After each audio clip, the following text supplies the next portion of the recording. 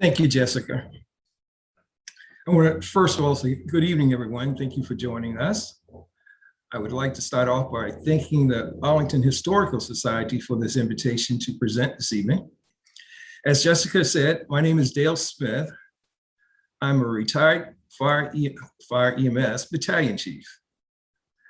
During my 31 years on the department, unfortunately, I did not know of all of the rich history and legacy that Station 8 represented and that they provided for this county. Just recently as 2018, Station 8 celebrated its 100th year in existence. This was marked by a celebration sponsored by the John M. Langston Civic Association, the association that where Station 8 resides. It was during this celebration, I found out a lot of history was not available on Station 8. And I was a little dismayed at that. So I decided to do some research myself on the station and some of its founding members. And this evening, we'll share with you some of that information and a little snapshot of the history that I located.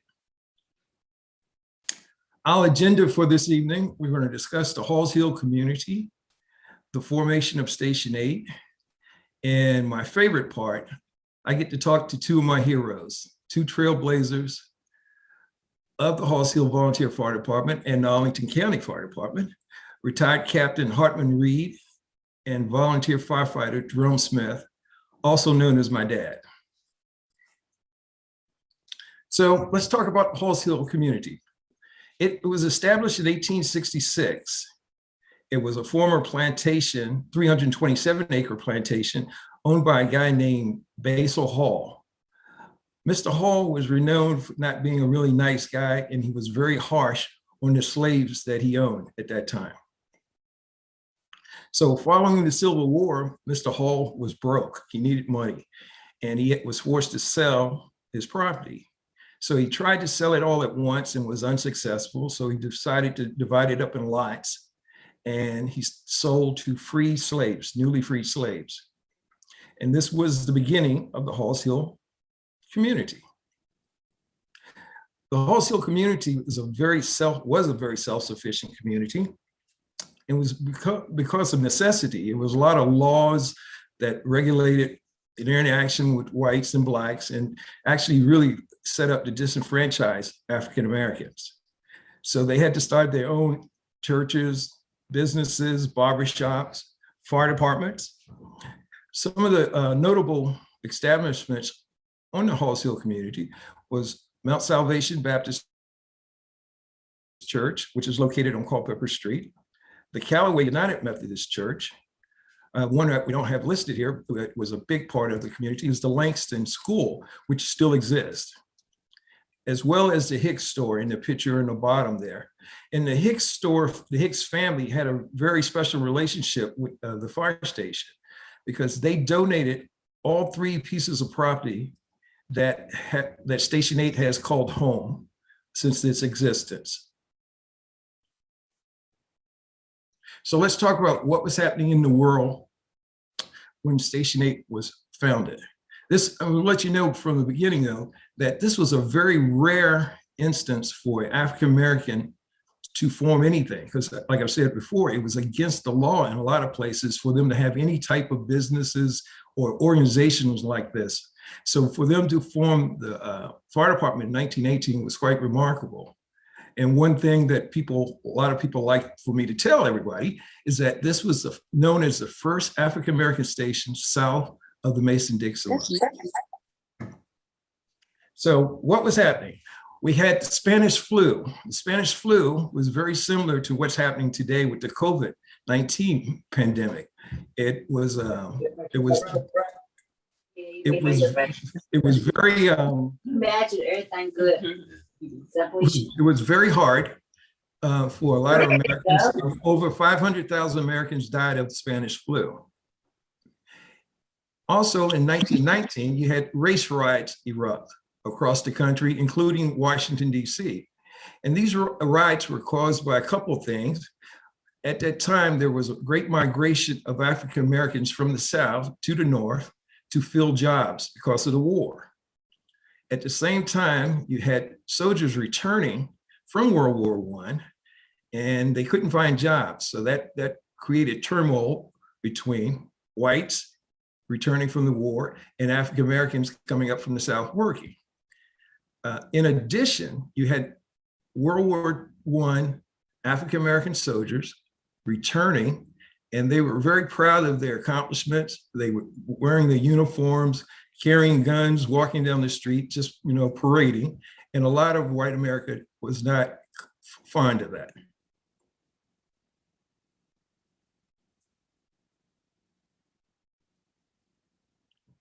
Also, you had, which, like I was just discussing, you had the end of World War I. We had African Americans for the first time were able to serve in the US military, even though they were segregated. It was the first time they were able to protect the US. Some of the notable African Americans during that time, in a regiment, I should say, was the Harlem Hellfighters. So what were the influences what influenced Station 8 being built? As I mentioned earlier, you had the Jim Crow laws that would disenfranchise African Americans, would keep them from organizing just about anything. And this was into play. This was the law of the land at the time. In addition, you had the Arlington Fire, which consisted of volunteers at that time. And the volunteers were very exclusive. There were no African Americans in the Arlington County volunteer segment at that time.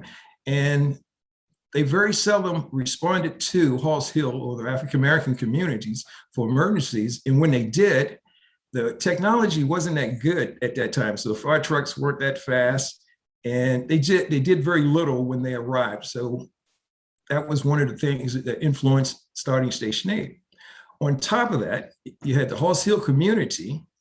Their infrastructure was poor. They had very poor roads. They had no running water. They didn't have lights. The construction of their homes were very poor.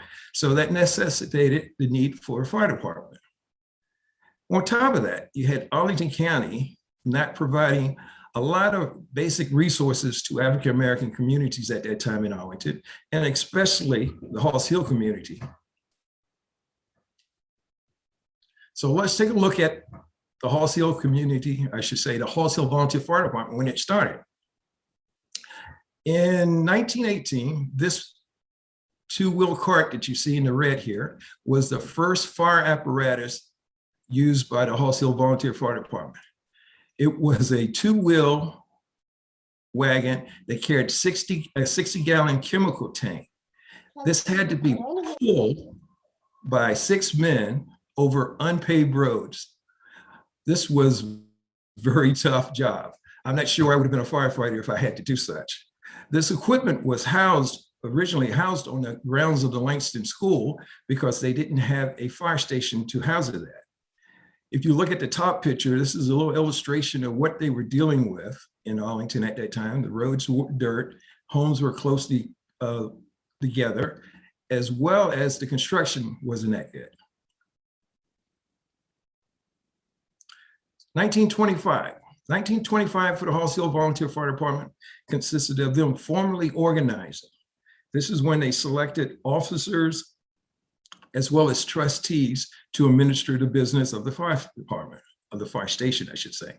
This meeting, the first meeting for this was held in the home of Mr. James Moore, not James Moore that we all know that used to work here, but a guy named James Moore, and he lived in Boston, the Boston area of Arlington at the time. It was ironic he wasn't in the Halls Hill community. At the same time, there was another all African American formed in Arlington, and it was called the East Arlington Volunteer Fire Department. It was located where the Pentagon is now. This was one volunteer, all African American volunteer fire department was rare, but two was just almost unheard of. This station, unfortunately, didn't get a chance to stay around long because they were disbanded by the county manager in approximately 1941. So who were these gentlemen? They were sons of former slaves. They were community leaders, deacons, trustees in the churches. They were war heroes. One of them, he actually got a hero award in World War I from the Serbian government for his heroics during the war. Why the Serbian government? I have no idea. They were fathers, they were husbands, they were homeowners. A lot of them had businesses. There was a medical doctor, Dr. Edward T. Morton. He was the doctor for all of the African Americans, or I should say at that time how they referred to all of the Black people in Arlington. They were laborers and they were government workers. Interesting that 3 of them were the fathers of the original, let me see how to say this, the original 14 that were hired. They were the father of. So let's look at the station throughout the years. The first station in the top left, it's the original station that they had. It opened in 1927. And in front of it, it's their first fire truck, a 1917 Mitchell fire truck. On that little round thing on the top, they took the chemical tank from that little wagon that they had, they used to have to pull, and they installed it on top of that truck, and that was their first firefighting apparatus. The picture next to it on the right there, that's the other station that they opened in 1934. It was addressed 2209 North Culpeper Street. And this station sits right behind where the current station sits. The interesting thing about this, the 2209 Culpeper Street at that time was actually Ewell Street. The bottom 2 pictures depict the current fire station. It's a groundbreaking that took place in 1962, as well as the opening of the station in 1963. And the address is 4845 Lee Highway. A lot of people know it as across from the McDonald's. So let's take a look timeline at the Halls Hill Volunteer Fire Department. 1918, when they founded, one interesting thing about that is that at that time, this area was called Alexandria County. It was not even Arlington County. In 1925 is when they had their first organizational meeting at Mr. James Moore's house. 1927 was a big time for them. They were forced to incorporate, and this was by order of the Virginia Assembly that all fire departments in Alexandria and Arlington incorporate. They had some interesting things that happened with this. One of the Commonwealth attorney, William Gloff, actually helped them incorporate. A provision that was part of this General Assembly requirement was that when a firefighter was injured or died, if he died in a line of duty, his estate would be paid $25. 1940 was a big time for the county. This is their first fire department, when their first fire department started. Arlington County government hires its first paid firefighters to work within its volunteer companies. There were 2 companies that were excluded. Can you guess which ones they were? They were East Arlington Volunteer Fire Department, as well as the Halls Hill Volunteer Fire Department. This was a big controversy for the East Arlington Volunteer Fire Department, and they obtained an attorney, NAAC attorney, S.W. Tucker, to represent them. But it was to no avail because the county manager still disbanded them. 1944, the Halls Hill Volunteer Fire Department, which is Station 8, was renamed to Department for Arlington Fire Department Engine Number 8. And they continued to be staffed by all African Americans, and it was still a volunteer, no paid staff. 1951, Arlington County Fire Department hires their first 3 colored firefighters. And I copied that in there just like it said. There's 3, that's what they were known as, colored at that time. One of my research things that I've noticed that as the time went on, it went from colored to Negro to Black to Afro-American and now African-American, which is quite interesting. So let's look at some of the treatment that they endured. The top pictures of the fire trucks up top is interesting. This is the one on the left was a fire truck that was handed down to the Halls Hill Volunteer Fire Department, Engine Company 8, at that time, that was 20 years old. The county gave it to. They got this piece of apparatus from the Cherrydale Fire Department, who had gotten a brand new 1948 piece. So they were gifted a 20-year-old fire truck. Interesting, I was just speaking with Captain Hartman Reed the other day, and he told me a story about that piece of apparatus that was still in operation in 1957, which is almost 30 years. And when the brakes failed on it, and they almost had an accident. The article on the bottom, article about the county deciding to pay the fire stations rental for the volunteer companies rental for their fire stations. They gave all the fire stations $65, except the Halls Hill Volunteer Fire Department was paid $35. There was no reason given for the distinction. The article in the middle is actually the bylaws of the Arlington County Firemen's Association. And this association represented all of the volunteer fire companies in Arlington, except one, actually except two initially. So I'm gonna read you this little snippet of what it says. It says the membership of the association shall consist of all white volunteer fire companies in the county of Arlington.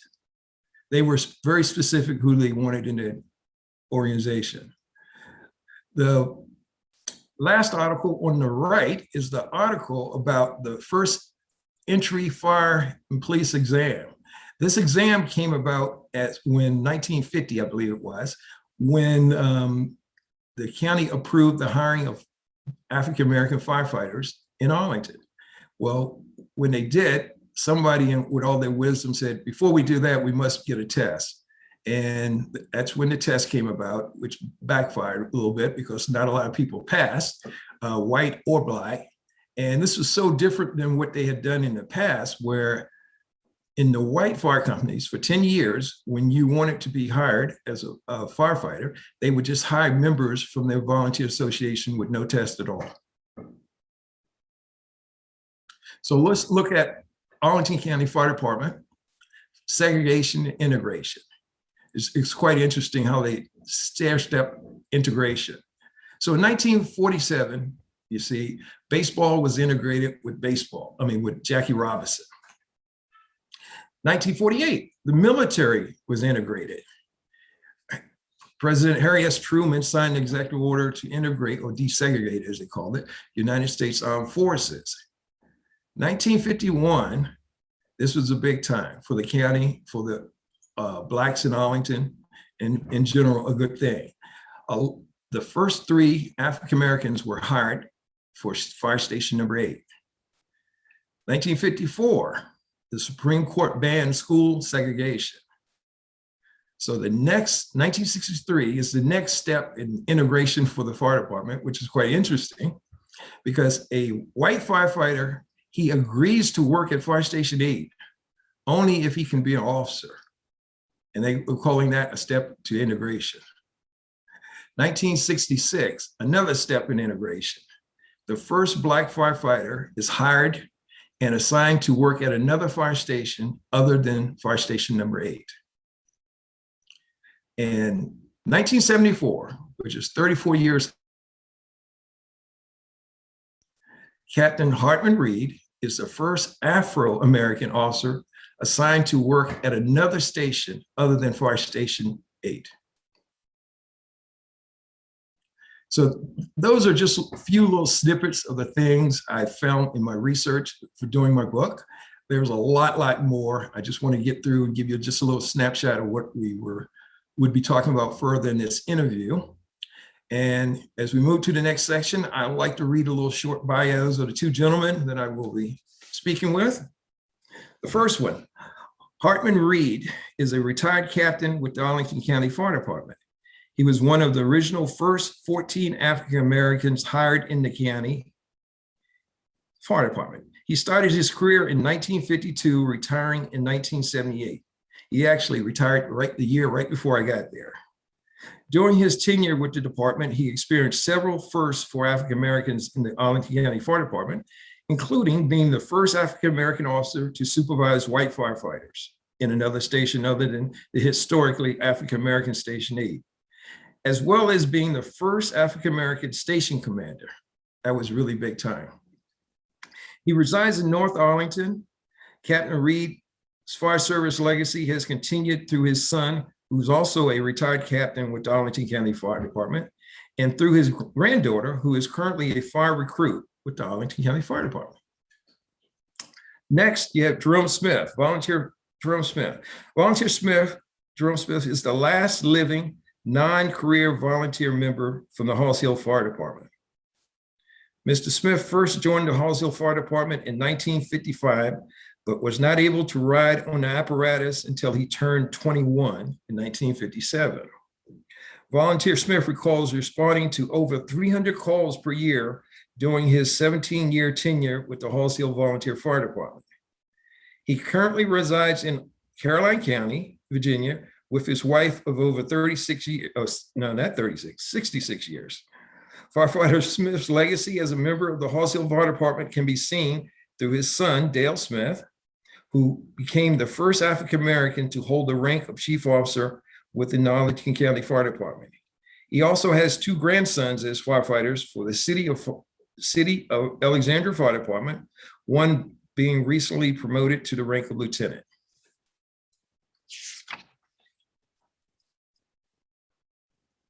So at this time, we're going to switch over to our discussion conversation with these two trailblazers and two real live heroes for me. Dale, do you want the video on them or no? Yes. There we go. You're on, Dad. You're off mute. There we go. Okay, there. Okay, we got to get Karen to take off mute.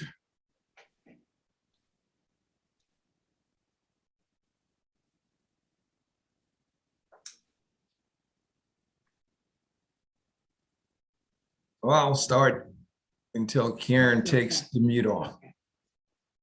Kathy, if you could unmute Karen. I will unmute Karen. Hold on.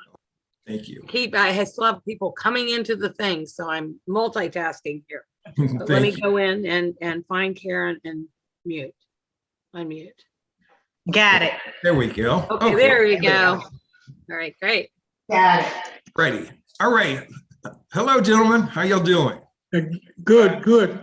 Okay. Make sure you can hear me. So we're just going to have a conversation. I want you to share with everybody like y'all share with me and all of your interesting stories and knowledge that you have. So let's start out with Captain Reed. How did you become interested in the fire department and when did you join?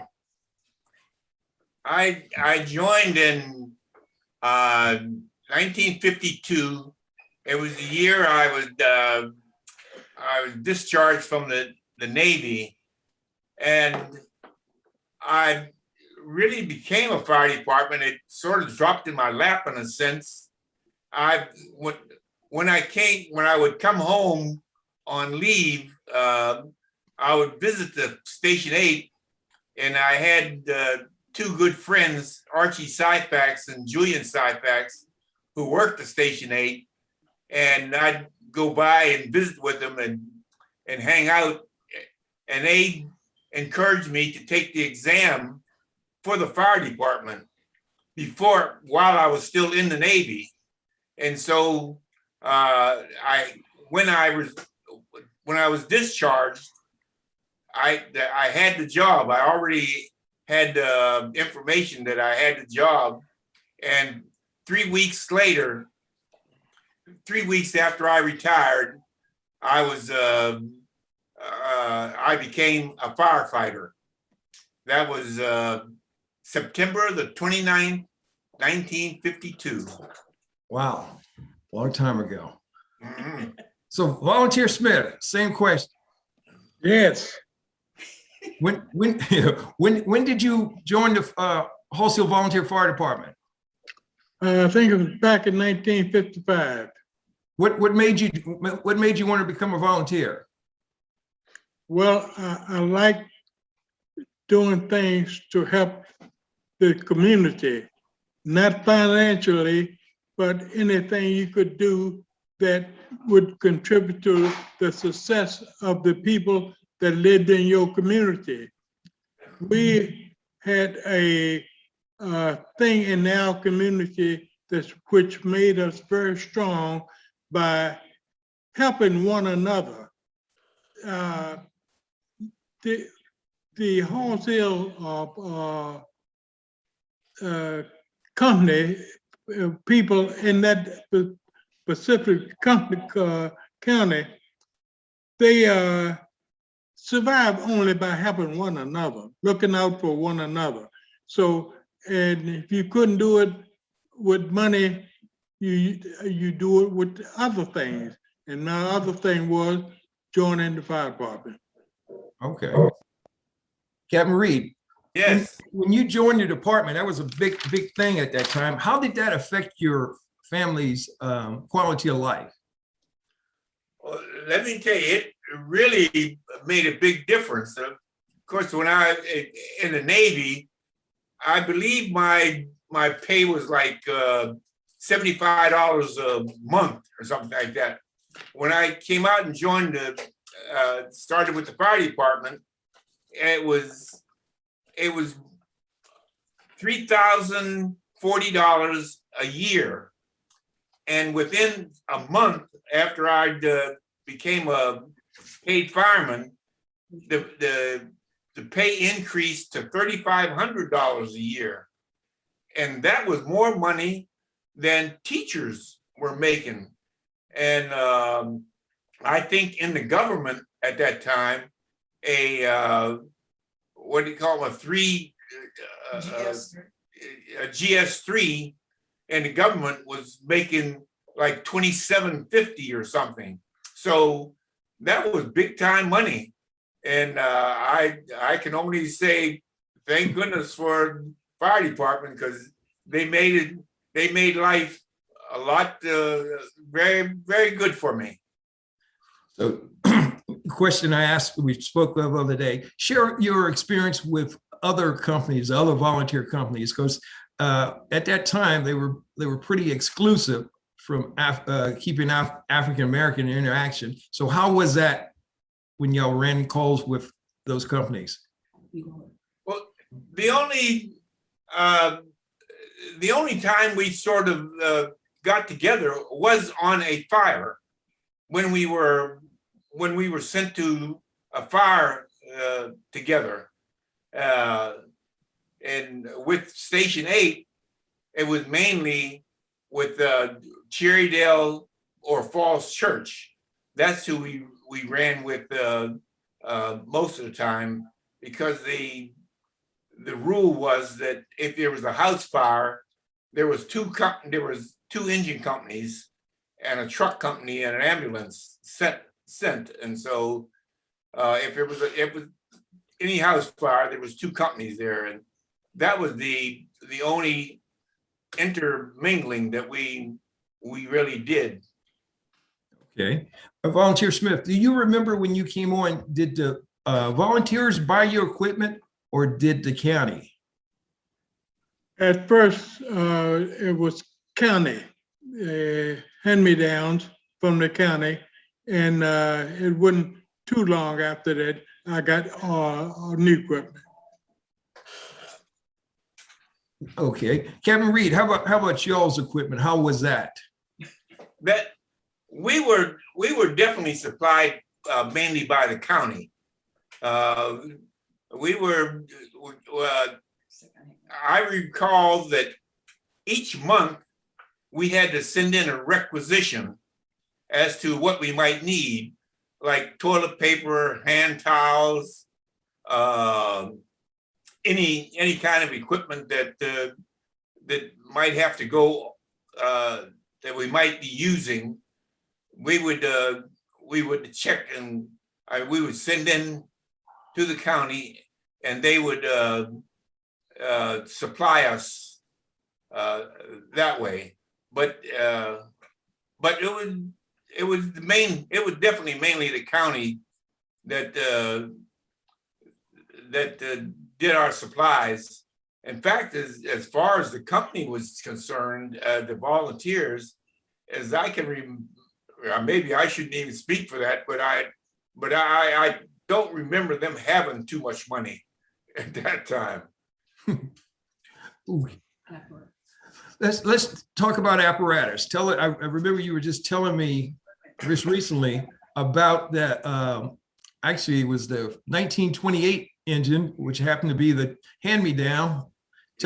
Share that story with them. It was a 1928 American LaFrance, and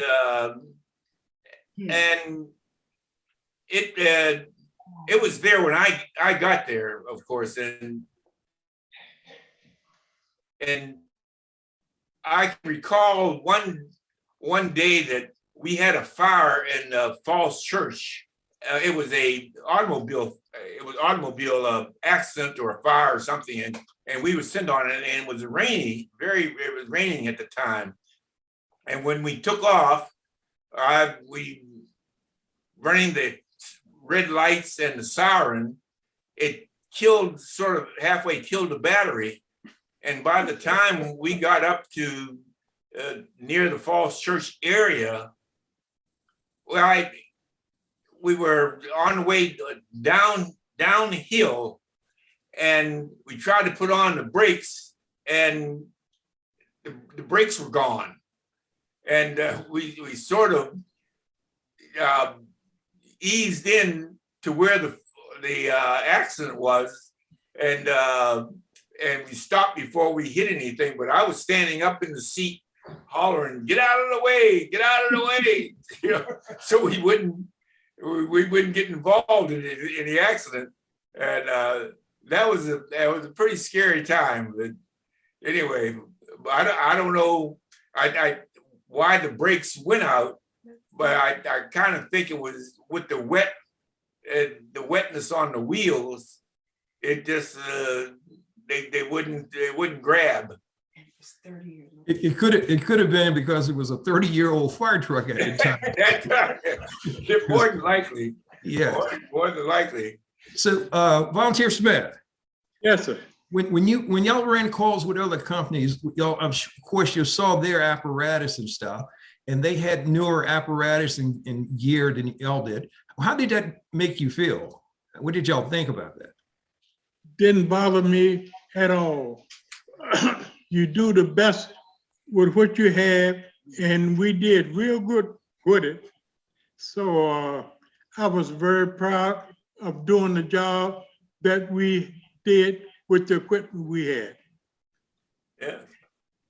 Yeah, that sounds good. I bet y'all would have liked some new gear though. Captain Reed, could you tell us about that when you got the new hose? Why you finally decided to get some new equipment? Yeah. As you said earlier, that we got mostly hand-me-down stuff when at the beginning. Our equipment was secondhand, came from a station that probably got something new, maybe through their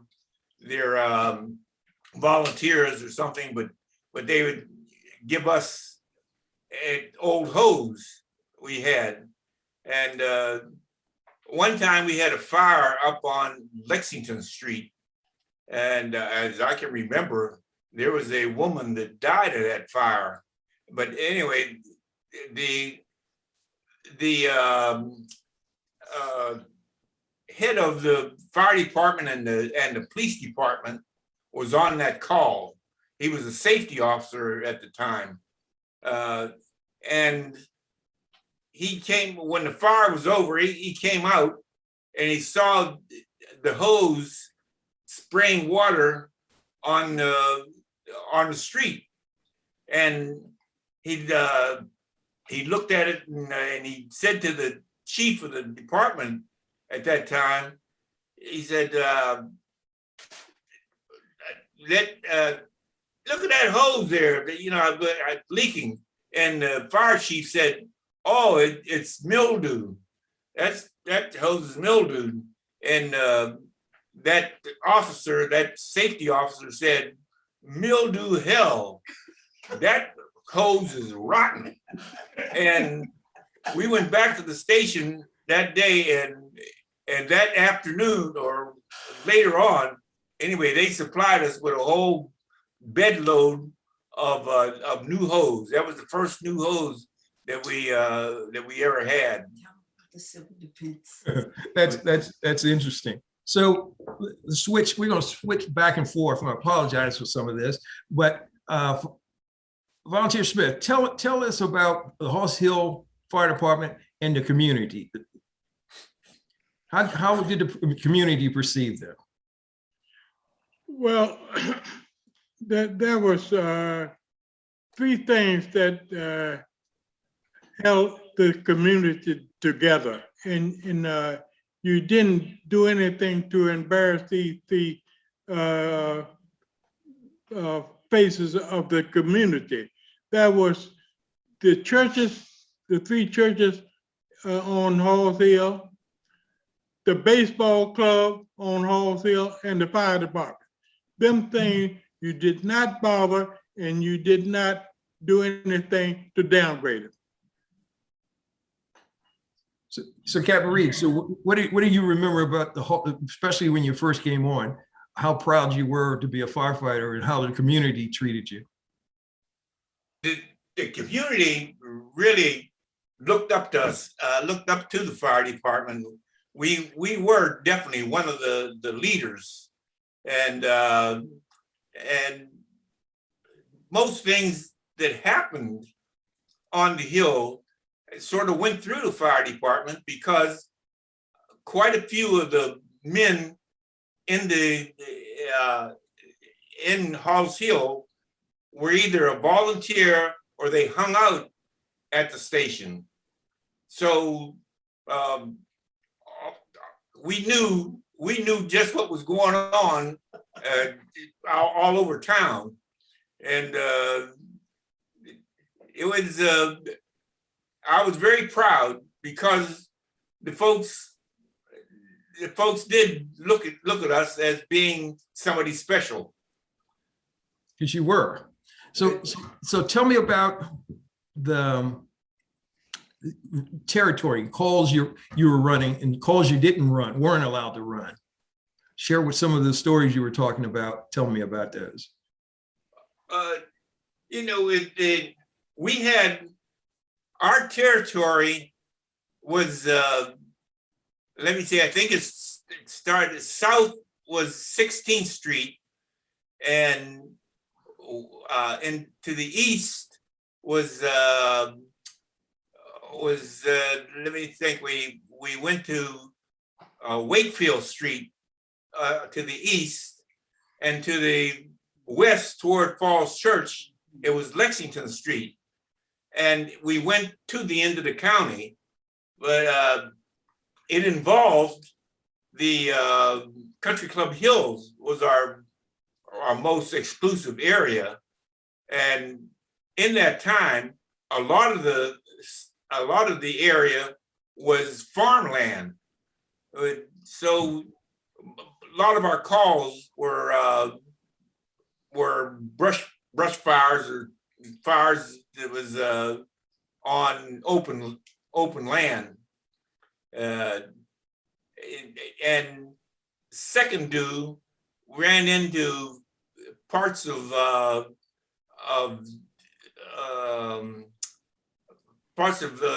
Cherrydale and parts of Falls Church. We would be second due, but that was the area that we encountered most of the time.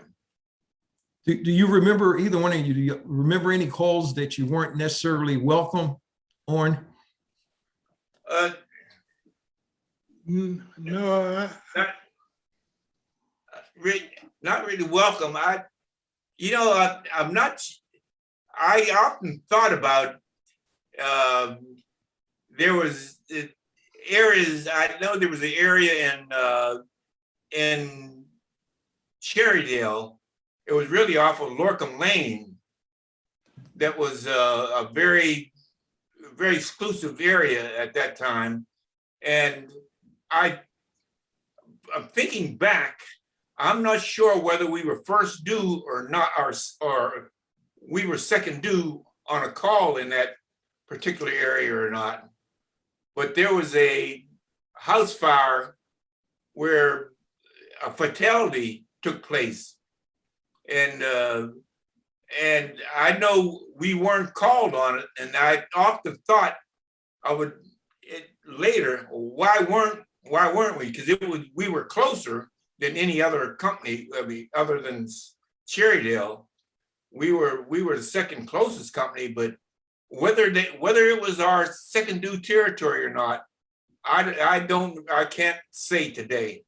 But that call really sticks in my mind because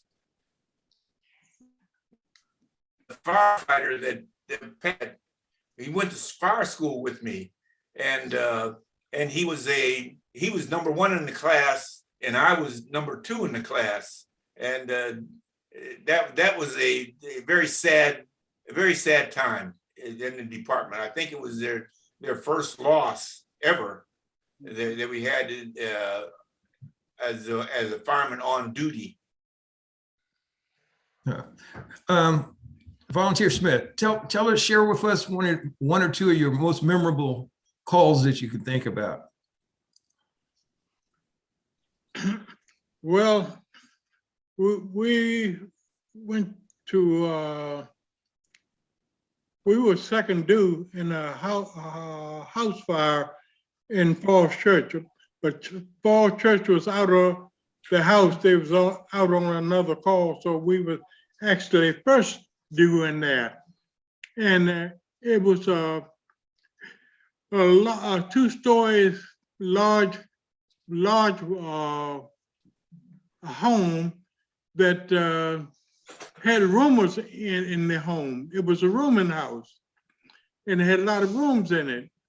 And this was on a Saturday night, and the house set about 200 feet back off the road on the lawn. So when we pulled up, and like I said, we were first due in that, one half of the whole house, and it was two-story, was on fire. I mean, it was blazing, just like you cut it in half. And we entered the house from the ground. You could go in the first floor, standing on the ground. And me and my partner, Lawrence Williams, I took the nozzle, and he gave it to me as I entered the house, and we broke the window, of course, but it was totally off. And so I opened the nozzle up and sprayed it down. You couldn't see anything in there, and it was really hot. And after the other companies came and they lit up the grounds and everything, and fans and everything, and the smoke sort of cleared out. And I had also extinguished the room that I was in. But when I was backing out of the room, I was backed out. It was a radiator under the window, which I went into. And that radiator was so hot, it burned a hole in my boots. No, it did. It actually burned a hole in my boots. But anyhow, there was a folding cart there. And the folding cart had what I thought was a mannequin on it. He was leaning, trying to get out of, well, I know now that it was a man, but at first I thought it was a mannequin. So I grabbed him and to make sure it was put out. But when I grabbed him by the head, his hair came right off in my hand. Wow, wow, that's a rough one. Yeah. Captain Reed. Yes. tell us about, I remember you were telling about a call down in Roslyn that you didn't get sent on. That was very comical. That time it was I believe it was my first year in the department, and it was a oil refinery right now where the Key Bridge Marriott is, and there's that oil refinery caught on fire, and it was a brutal, I mean brutal night. And me and my partner, it was only two of us working that night, and we were waiting to be what we called the bells hit, and we were waiting for them to send. And we they kept calling different alarms, first alarm, second alarm, third alarm, and I believe even companies from DC and Alexandria might have been on that fire, but they skipped right over us we heard Station 6. When we heard Station 6 go by us, we knew that we weren't going to be called. And my partner made his famous statement to me. He said, "Thank God for Jim Crow, because that night you did not want to be out in that weather." It was extremely cold. Oh, that is funny. And So- Dale, I want to tell you one other thing about which made Company 8 unique, Mhm. that we policed ourselves. Really, we held monthly meetings, and anything that we saw was headed in the wrong direction or we knocked it in the bud right then and there. So we did nothing to embarrass Station 8. All right. Man, That's good. That's really good. So I'm switching up subjects a little bit. When, as we talked about the other day, when John Bassett came to Station 8, he was the first time a white firefighter was assigned there as an officer, at least. I think they had worked there on detail before. So again, tell me what that was like, Captain Reed. well, John, I would really like to correct that just a little bit. John really, he was the first officer to come into the station, white officer, but there was four young white recruits who got there about 3 months before John did. But when John Bassett came with us, he was, I got along with him very well. He was a big help, and we just got along pretty good, very good. He was, I know before that, he had a sort of a reputation that today we would call white supremacist thinking.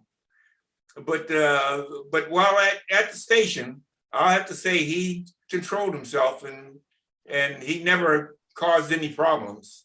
And he was an asset. I would say he was an asset to the company. Tell about the privates. Do you, Volunteer Smith, do you remember John Bassett? And when Yes. he came up to Station 8? Yes, he was on, Captain Reed was off that night that fire in Falls Church happened. That was the first big fire we had when he was there. So he was there that night that guy burned up. He was officer in charge that night. So Captain Reed, when the reason John came there, because he wanted a promotion. So this was doing this when it had been integrated. Before then, explain to him how the testing took place at Station 8, how the promotions took place. Yeah, we all, the county took the same tests, but actually Station 8 competed against themselves.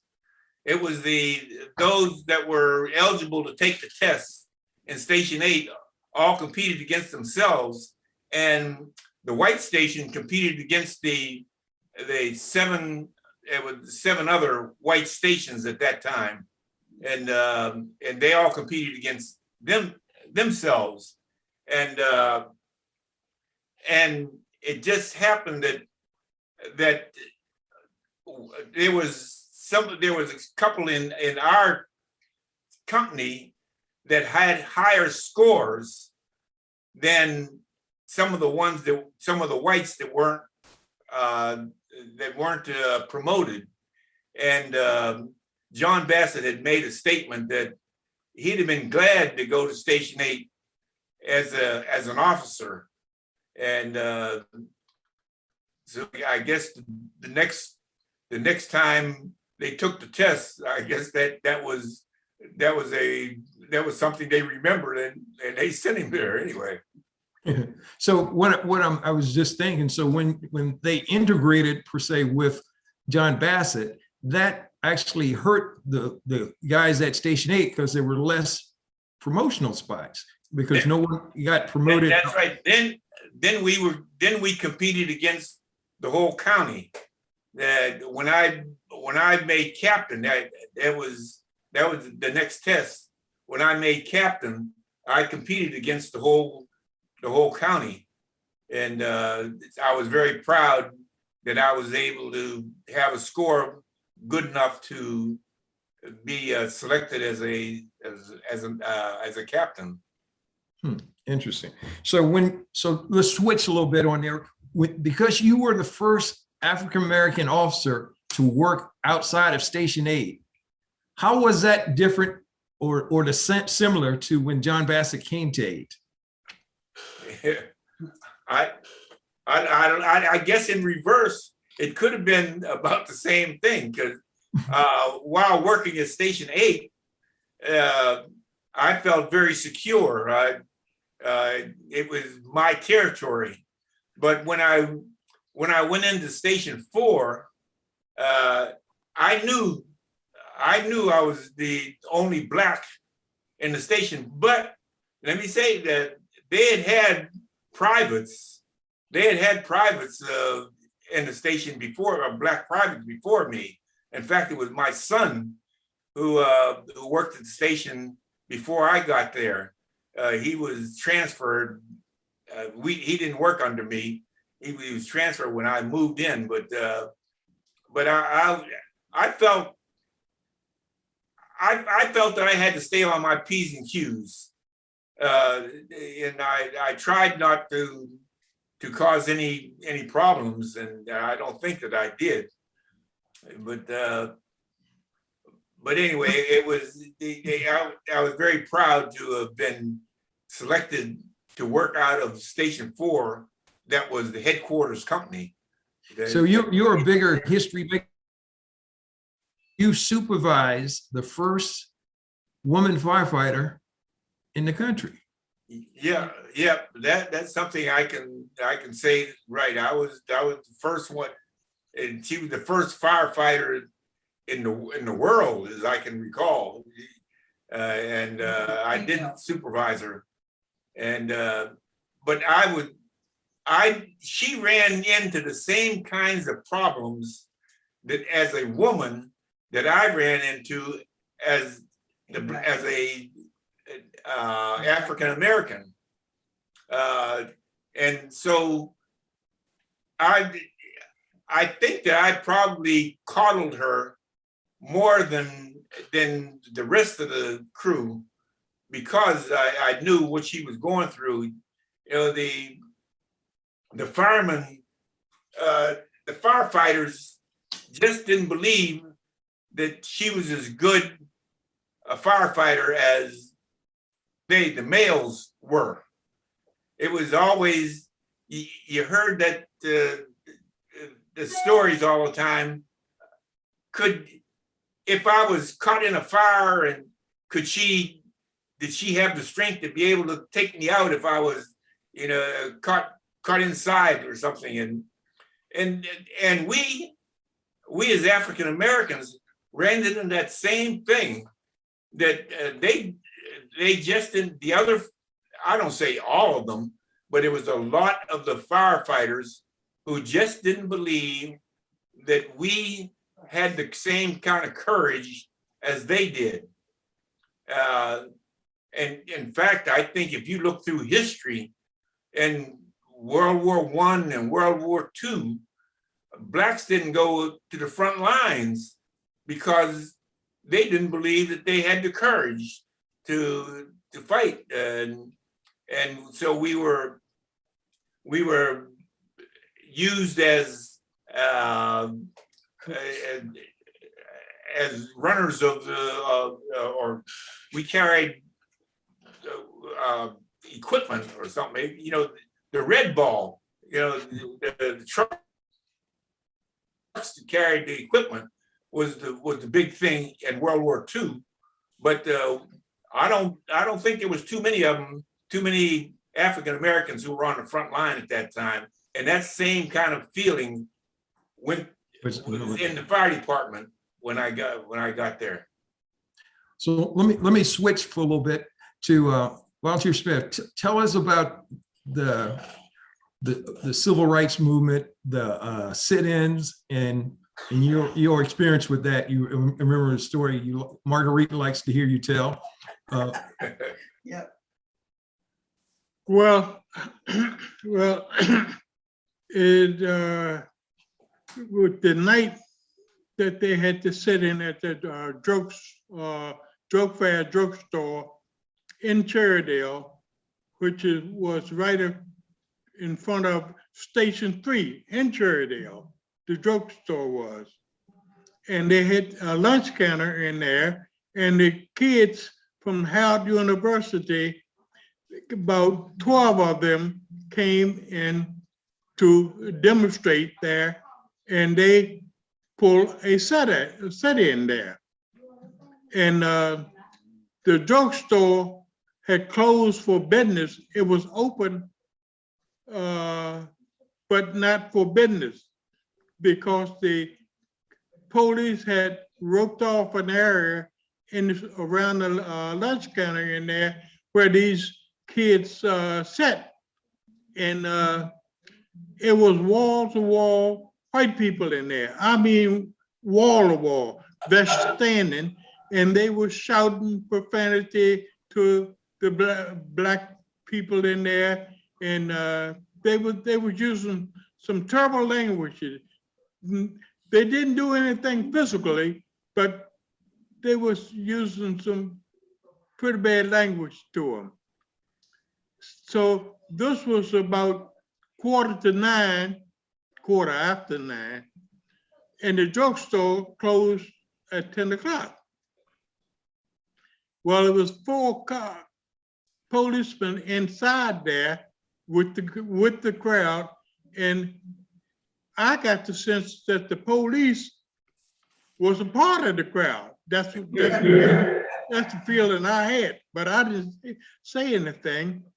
But when it came 9:45, the police inside told me, my buddy, that to pull the car in front of the drugstore so the kids wouldn't have to walk off the curb to get in the cars, to minimize any danger to them.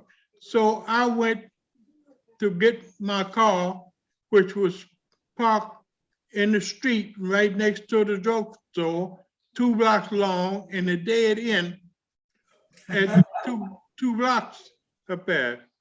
Well, when I got halfway up the street where my car was, and it was dark, only 2 street lights on the whole section there, and they was a block apart, so you couldn't see anything hardly there.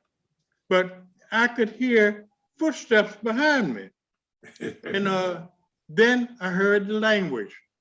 Hey, you so-and-so. And I paid no attention to it, but at that time I could step out a little bit, so I got in a little spot. And so They said, you heard me? Yeah, I said, I heard you, but these feet got to go. So I went on up to my car, the last car at the dead end, where my car was parked, and had my keys in my hand because I ain't had no time to be waiting and searching for them. So I got in my car and pulled back down the street, and it's traffic light right there, coming back out to Lee Highway. Well, these guys, it was 5 of them in the car. And when the light changed, I pulled out on Lee Highway, had to go down the opposite way and turn around, make a U-turn to come around on the side of the drugstore so I could be in front of it. But they had police all out there. They were all over the place out there, direct traffic, and they didn't let anybody stop. You couldn't stop at all. They kept you going. But it was a breakdown through communication, Dale, because the cops inside told me to go get to my car. But the guy, when I got outside and pulled in front of the drugstore, the cops there told me, move along. So I was holding my head out the window to tell him that the other officers told me to pull in front of the store to pick up the kids. He didn't want to hear that. He said, I said, move the F on. So I said, I'm in a world of trouble. And, so I stepped on it because he was approaching my car as he was talking to, and the officer were. And so I moved on up the Lee Highway, and them guys in the souped up car, they were right behind me. And I got up about 2 blocks, and they caught up with me and threw something in the back of my car. It came through the window. I don't know what that was till the day, but it exploded. Whatever it was, it exploded. Now I got to get a new gear, but they were so close on my tail, I couldn't pull the thing down. I ran in second gear because I didn't want to lose no momentum going through the. Anyhow, I got on up to Lee Highway and Glebe Road, and I went through the light. I must have been doing 70 miles per hour. But so after I got across Glebe Road and Lee Highway, I sort of broke it down because I ain't running no more because I'm at the firehouse just a block away. So I pulled in at the firehouse, and the guys were all sitting out at the firehouse because it was in the summertime. It was hot. And they were sitting out there, a whole bunch of them. We had called in volunteers, so there was plenty of firemen there. They expected trouble. So it was a lot of them standing around, and they were talking this thing, and they said to me, what happened, Smitty? I told them the story that I was chased out of Cherrydale. And then, so that was it. But that was that's a good ending. I know the real ending, but that's a good ending. yeah. Captain Reed, tell us about your buddy George Rockwell. Or that was quite an experience. That with having him come by, he and one of his henchmen came by, and the henchman was dressed in the Nazi regalia, had everything, along with the 45 at his side. And he came into the station, and there was 3 of us working at that time. And he came in, and he wanted, his reason was that he wanted us firemen to encourage the Halls Hill community to go back to Africa, because he was running for president.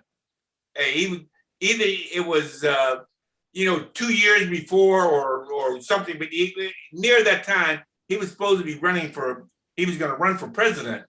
And when he made president, he was going to send all blacks back to Africa.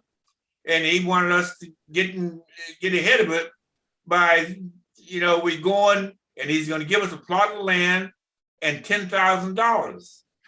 And so we asked him, where do you plan?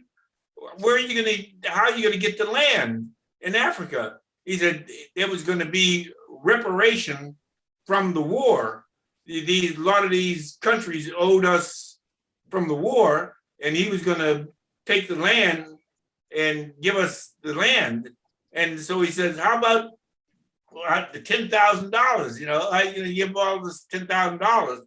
He said, well, the Jews own the banks, and we're going to take over the banks, and that's where we're going to get the money to be able to send you. And but anyway, we had quite a talk with him, and he finally left out of there with no problems. But I'm pretty sure he was pretty serious about us encouraging the community to go to Africa. Y'all laughed. But anyway, that was about the extent of the visit with him. So this is my last question for y'all. I'll start with Volunteer Smith. So what do you want people to know about Fire Station 8 and the men that serve there? I think if you form an organization that you couldn't find a better bunch of guys to do the job. They were they help one another. What you didn't know, they knew, and they helped one another. They looked out for one another, and they were a great bunch of guys. I was real younger than most of them in there, so I learned a lot from them, and I appreciate being part of that organization. Good. Hartman Reed. Yeah. Same question. Y'all work with some real amazing people. So what would you like people to know about Station 8 and some of the men you served with? Let me say from the beginning that we started as the first fireman on. We didn't have any training. When I came out of the Navy, I went right into the station. And now I'm not sure, but maybe I think that the one who came on before me might have went to fire school or not, but we started out sort of on our own, and what we learned it on our own. And the later that I think in my first year in the department, I went to a fire school, and that's where I got trained, a little training.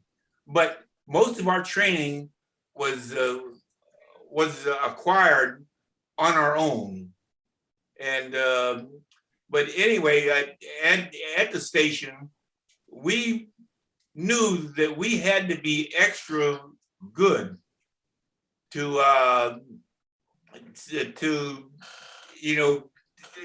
stand. We needed to stand out and be above the other companies if we could. I'm gonna tell you a little story that we heard from some of the firemen. They said when they built the new station, the tile the tile that they put into the new station was white. In the other stations, it was green. And they said they put that white tile in there because they wanted to see whether we could keep it clean.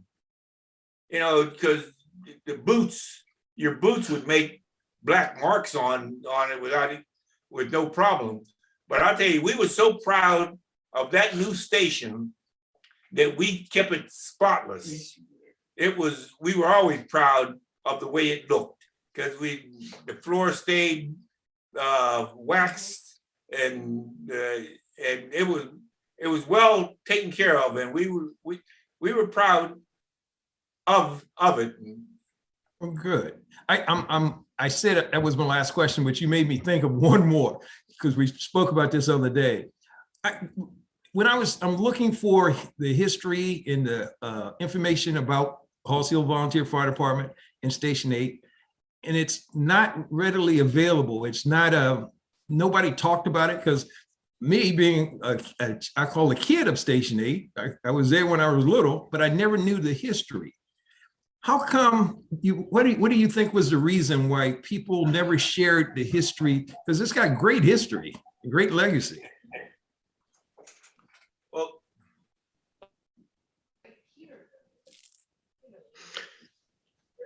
I really don't think they are you knew. asking me? Yeah. Either one. I'm gonna take one at a time. Go ahead. I'm gonna let Firefighter Smith go first. Go ahead. Yeah, well, I don't think they knew the history of it. They'll tell you the truth. All they knew that, like I stated before, look, whatever happened in Station 8, you stayed in Station 8 because there was nothing that went along in Station 8 that we didn't knock in the bud by policing it ourselves. So you couldn't find another white station that could say anything negative about Station 8 unless it was a lie, because whatever happened in Station 8, we kept it in Station 8. Okay. Captain Reed? Yeah, I go along with Smitty. But I think at that time, they just didn't give the history of the African Americans in the county. There was a whole lot of things that even the history of Halls Hill. I was surprised listening to you tell it, because I didn't know, and I spent all these years in the county. I didn't know about it. It was just never talked about. But I'd say we were glad to have been hired. And I've always give Arlington County credit for being so Aggressive. so forward to have even considered hiring blacks at the time, because in the 50s, I don't know, a lot of people don't know, but we weren't thought of too much, and to get that kind of a job that paid as well as it did was something special. And so I thank Arlington County for giving me my life anyway, because coming up, I definitely came up poor, and I didn't believe I would be able to own a bicycle. And it helped me to own 2 houses and many new automobiles, and so I can lay it all on Arlington County for having given me the good life that I have had, and I'm very, very happy for it. Well, thank you. I want to thank you, gentlemen, again, for, you're my heroes. When I say that, I'm not kidding. You really are. Captain Reed, you preceded me. Unfortunately, I did not get to work with you. You left right before I came there. And of course, my daddy is my daddy. Okay. Yeah. I want to just thank y'all. I want to thank the Arlington Historical Society for allowing this presentation, as well as all of my cohorts. I have Tanya Graham. She keeps me straight. She's keeping me straight at the moment, matter of fact. I have so many, Camilla Ham provided information, Wilma Jones, just a whole host. I know I'm forgetting people. So thank everybody. And Dale, do you have time for a few questions? I do. Okay. Okay, I'll take it from there. Thank you guys so much. That was Amazing, so interesting. Yeah. amazing. I learned so much this evening. Thank I'm you. just gonna quickly scroll through some of the questions. You sort of responded about calls outside of Halls Hills, but did other stations respond to fires within Halls Hill? Oh yes. The county had set up what is called first and second due. We would first, second, or third due to the different areas, and according to where your station was, you ran calls if there was in those areas. It was always two companies. Any house fire, there was two companies that responded, plus a ladder truck and an ambulance, and it still goes that way today. And so other companies did come to our area, and in fact, they came into our area while we were sitting in the station at the time. In the very early years, they were sent to our area, and the dispatcher didn't send us. Troublesome. Yeah. Mr. Smith, you talked about that terrible fire in Falls Church. For either of you, is there another memorable fire that you would want to talk about? Yes, it was the Amco transmission place on Wilson Boulevard. Right next to there used to be a car dealer there, Chrysler car dealers, and there was an alley in between the car dealership and the Amco transmission place. And it was one Saturday night, around 10 o'clock, and we got a call on second due there, but with actually first due there. But when we pulled up on the scene, that the reflection of the fire that was in the Amco building right across from the car dealership reflected into the car dealership, and we laid a line to, of course, it looked like all of the cars in that showroom floor was on fire. But anyhow, that place burned to the ground. Amco transmission. It took us over 8 hours to put it out. Wow. Amy Breedlove has a question about when did fire hydrants first come out, so that you didn't have to use chemical substances anymore? Fire hydrants were in the area when I got here. That was the one thing that you had to learn. You know, it was a big thing to learn the streets and where the hydrants were. And I can tell you a story about us. We had a big snowstorm. I don't know, we had 2 or 3 feet of snow that came down, and it covered the fire hydrants. And we were sent out to clean the hydrants off. And that was throughout the county. It was a lot of, I mean, in our first due area, that was a lot of hydrants. And one of the, I recall on Harrison Street, Harrison was they had made it kind of wide because they had built Williamsburg Junior High School at the time, and they widened out Harrison Street, and there was new homes being built along there. So from the middle of the street where the cars were running, and to the fire hydrant, it might have been 8 feet of snow that you had to clean away to get to the hydrant. So we had the old fire truck that you saw, that 28 Miracle of France, and what we thought we had, it was chains there were chains on the wheel to get the traction and stuff. What we was going to do was take a run, and we would swing in close to the fire hydrant and sort of have the fire truck move a lot of the snow. And one time, at one of the fire hydrants, we ended up on top of the snow, and we were stuck there.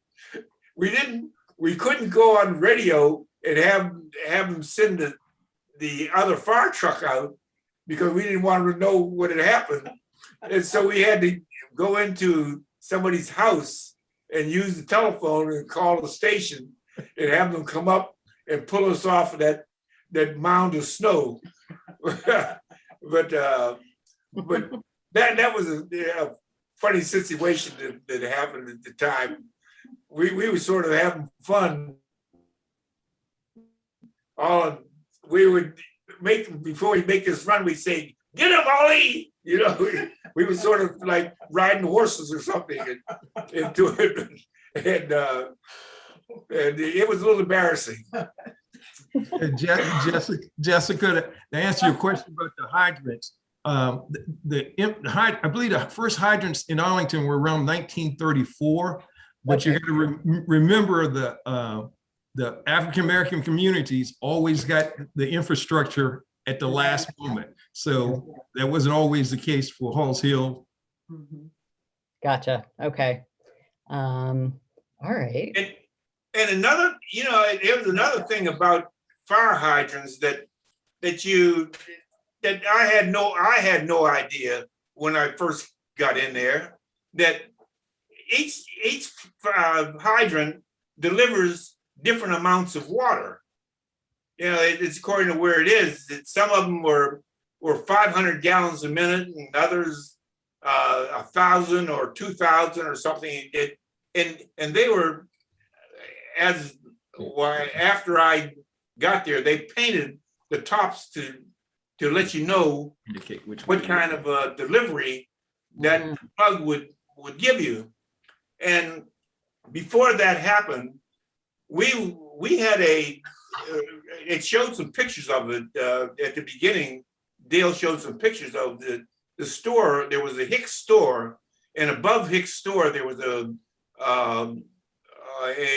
pool hall. And we in the station used to sit down and figure out, it looked like something that might catch fire. And so we were pre-planning how to fight this fire. If ever that building caught fire. And so it was right across the street from the fire station. And so we had figured what we would do is, if it ever caught fire, we were going to pull out, we'd drop our lines and go up the street. There was a plug a block away at 22nd Road and Culpeper Street, which was just a block away. And we were going to leave a plug that was on the corner of Lee Highway and Culpeper Street for the second due company.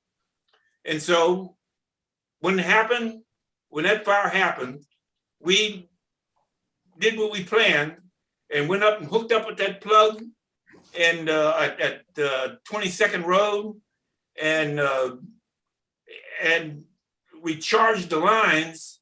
And by that time, Cherrydale had come and got on the plug on Lee Highway.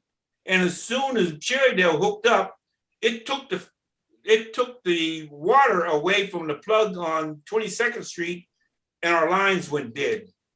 And so that was one of all that pre-planning that we made was for naught.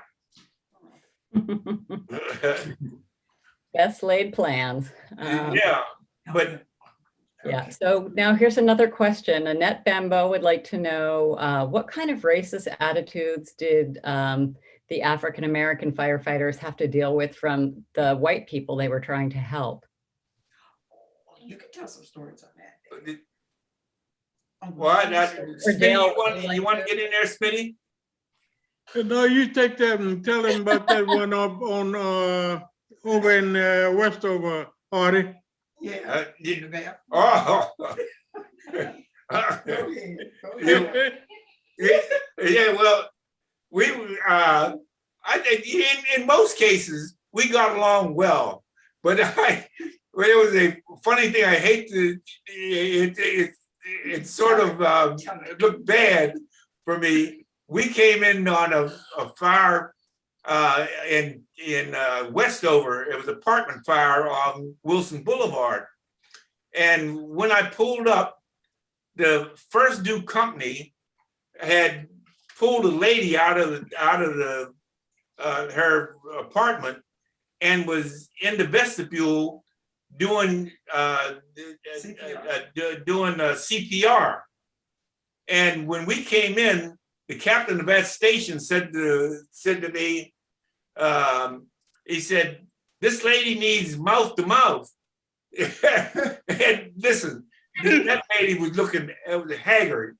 She was haggard looking. It's coming from her nose, and it was as bad.